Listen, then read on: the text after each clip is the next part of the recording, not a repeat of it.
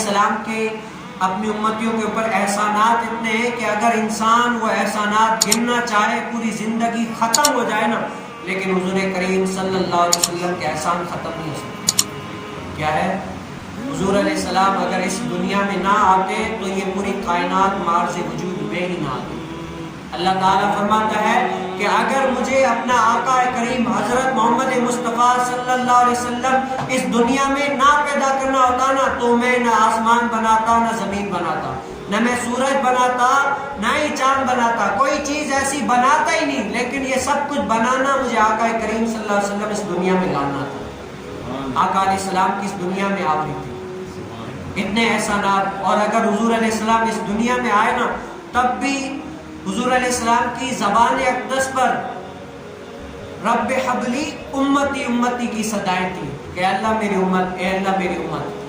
اور ایسے شفیق کے انبیاء علیہ السلام سے گناہ ہو ہی نہیں سکتے، انبیاء علیہ السلام گناہوں سے معصوم ہیں، گناہ ہو ہی نہیں سکتے، لیکن حضور علیہ السلام راتوں کو جاگ جاگ کر اپنی امت کے لیے دعائیں کریں، شکریہ ادا کریں۔ اور جب حضور علیہ السلام کو آخری لحد مبارک میں اتارا جا رہا تھا نا، آخری وصال شریف ہوا تو حضور علیہ السلام کو لحد میں اتارا گیا تو کسی صحابیوں نے دیکھا کہ حضور علیہ السلام کے ہونٹ مبارک جو ہے نا وہ ہل رہے تھے، ہونٹ مبارک ہل رہے تھے۔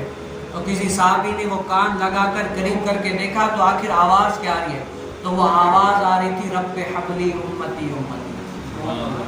ایسے شفیق، اور یہی صرف دنیا میں نہیں، آئے وہ بھی اللہ تعالیٰ کا احسان، گئے وہ بھی اللہ تعالیٰ کا احسان، اور اب اگر ہم اس دنیا میں ہیں ان کے نام لیں پھر بھی ہمارا چرچا، اور اگر اس دنیا سے چلے جائیں قبر کے اندر ماں باپ بھی نہیں آتے، لیکن اس قبر کے اندر میں بھی حضور کائنات صلی اللہ علیہ وسلم آئے اور دکھائیں اپنا مخڑا کہ کہیں کہ یہ دیکھ جو دنیا میں مجھ پر صلاۃ السلام پڑھتا تھا، جن دنیا کے اندر میرا ڈنکا بجاتا تھا، دیکھ میں وہی آقا کریم صلی اللہ علیہ وسلم ہوں جن کی تو باتیں کیا کرتا تھا۔ دنیا میں مجھے تم نے جب اپنا بنایا ہے، دنیا میں مجھے تم نے جب اپنا بنایا ہے، محشر میں بھی کہہ دینا یہ ہے میرا دیوانہ۔ تو قبر میں بھی حضور علیہ السلام آئے، اور قبر میں ہی نہیں، صرف کیا جنت میں کہہ کے ہر نبیوں کے تخت لگے ہوں گے، ہر نبی اپنے تخت پر بیٹھے ہوں گے، لیکن حضور علیہ السلام اپنے تخت پر نہیں ہوں گے، حضور علیہ السلام اپنے تخت پر نہیں موجود ہوں گے۔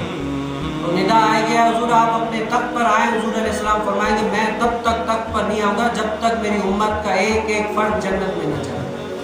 اتنے شفیق، اتنی اپنی امت سے محبت کرنے والے۔ آج ہم دیکھ لیں کہ ہم نے ان حقوق کو پورا کیا ہے یا نہیں کیا۔ اپنے آقا علیہ السلام کی جس چیز سے ہمیں منع کیا، ہم نے اس بات سے رکے ہیں نہیں۔